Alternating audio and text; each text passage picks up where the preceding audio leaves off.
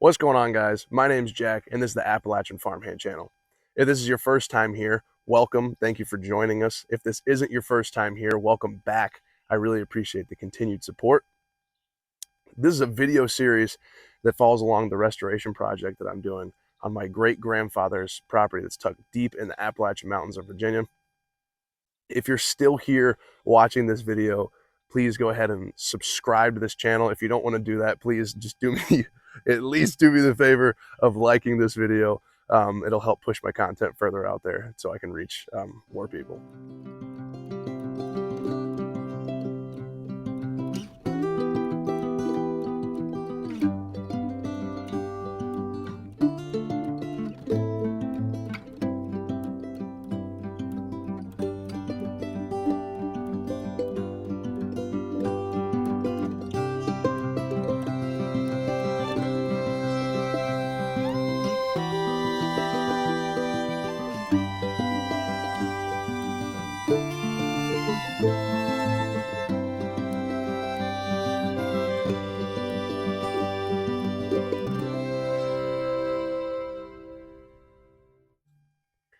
All right, guys, welcome back.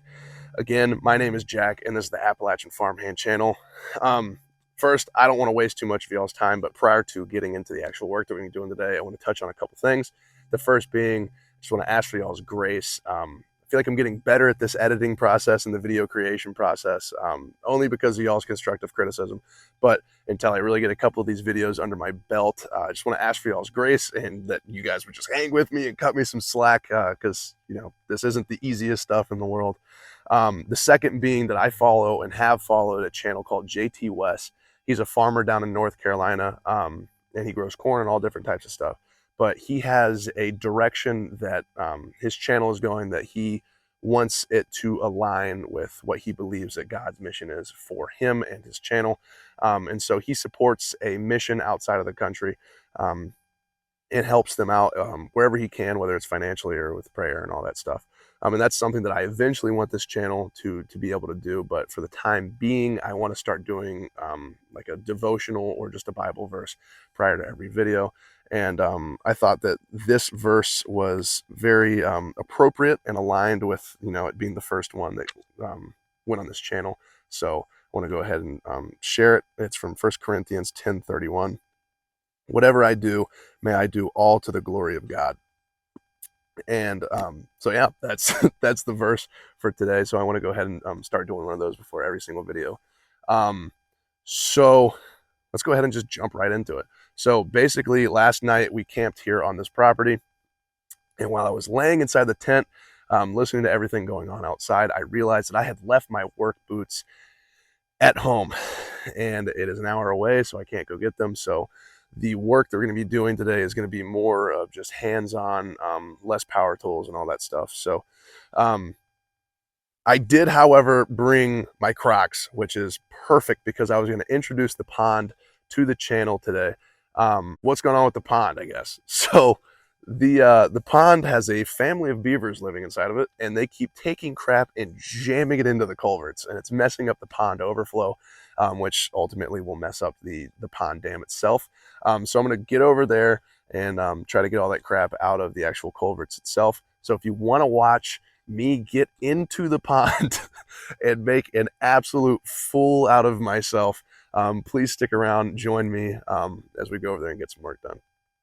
I know it might be hard to believe, but this is actually the pond dam back behind us. There used to be a road that ran across it, but unfortunately, the culverts, which might have been installed before my great-grandfather bought this property in the 1960s, they've corroded, they've worn out, they've rusted through, and it's basically just dumping water straight down the back of the dam, which, if anybody knows anything about dams, it's not the best. It's actually causing the back of the dam to erode, which isn't good because that defeats the whole purpose of a dam. But as I said before, actually right down here, this is where the culverts are. There's beavers are stacking and doing what beavers do right in front of the culverts and jamming stuff in there. So we're gonna go ahead. I'll try to get you some more shots of the actual holes and the culverts that are rusted through. But other than that, we're going to go ahead and start working, and I'm sure that I'm going to make a fool of myself, so this should be pretty entertaining.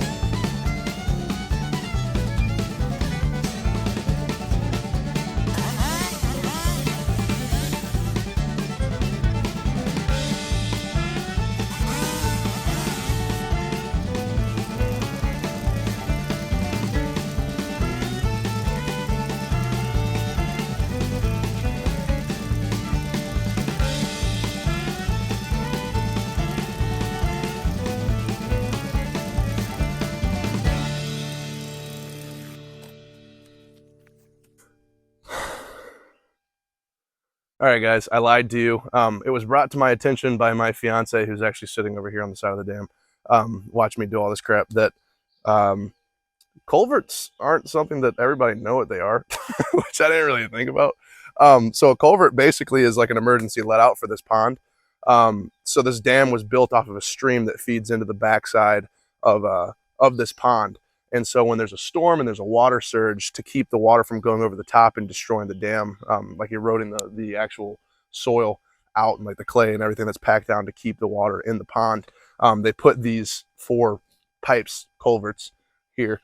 And basically, if it gets blocked up, then it puts more pressure on the dam. It can erode the dam, all that kind of crap. But since they're all rusted out, which I'll try to get you guys a better view of, these don't really have bottoms, and it's just kind of a drop off off the back of the dam. Um, it's not good for the pond.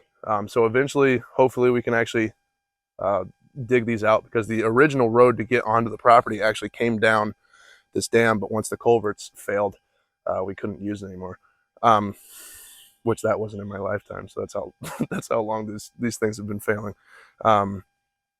So yeah, as I said before, let's just get to work on these. All right, guys, I'm gonna try one of these because I don't want to waste y'all's time. All right, so this next one should be really fun. So, and the sun's coming out.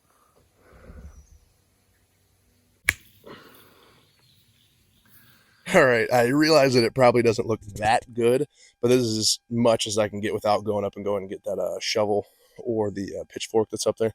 Um, all right, so now on to the fun part. These 2 over here should just be a delight to work on.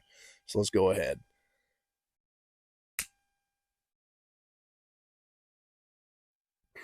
All right, so a quick update really quick. I know it has nothing to do with what I'm doing right now, but I actually got an update on the size of the property. It's approximately 100 acres. I don't know what it was, whether it's the hills or that I'm just an idiot, that threw me off by about 50 acres, but it is just around 100 acres.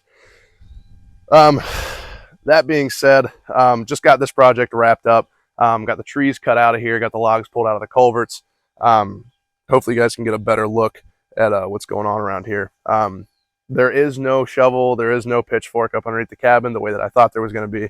So that's just, this mud bank is going to have to wait for another episode or video, whichever one you guys want to call it. I don't care at this point. That being said, I'm pretty much going to wrap this one up. I wanted this to be a shorter episode just because the other two had been between 20 and 25 minutes. That's why you saw a lot of the snapping and a lot of the clips getting cut short and all that type of stuff. So I slept in a tent last night, so I pretty much just want to go home and get back in bed after I take a shower. So that's going to do it for me here. Thank you for coming and joining me here on the Appalachian Farmhand channel. Please come back in sometime.